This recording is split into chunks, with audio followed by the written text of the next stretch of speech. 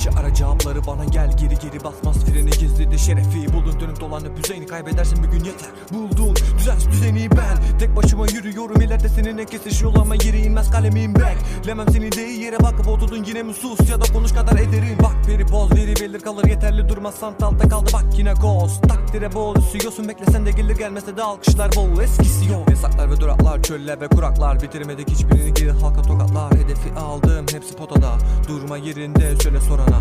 Yağmalar bas seni mal kafa sallar hastalar korku rastlamaz durma kurcalar sürekli hep tavan güvenin eski dostun kapkaça. Yok zarara tutup arkamdan ne yok zamanı beni gör karşında re yapıyorsun tabiatta karı sarı karı bana bakıp olun zorla diklenme.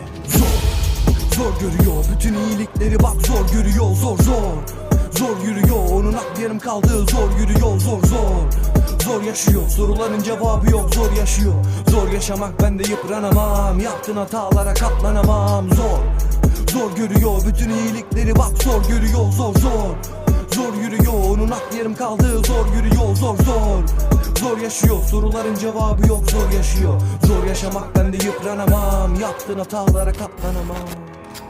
Zor geliyor bizi göremediler bak gidiyor denemedi deme bana geri gelme sakın ama tavan yapabilir dedim artık sabrım yok.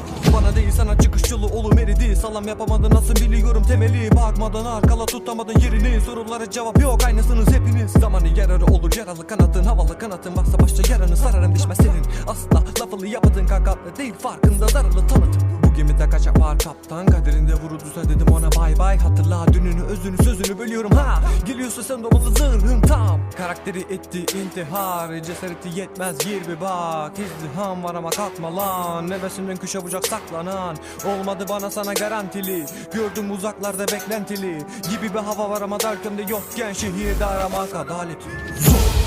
Zor görüyor bütün iyilikleri bak zor görüyor zor yürüyor onun aklı yarım kaldı zor yürüyor zor yaşıyor soruların cevabı yok zor yaşıyor zor yaşamak ben de yıpranamam yaptığın hatalara katlanamam zor görüyor bütün iyilikleri bak zor görüyor zor yürüyor onun aklı yarım kaldı zor yürüyor zor yaşıyor soruların cevabı yok zor yaşıyor zor yaşamak ben de yıpranamam yaptığın hatalara katlanamam.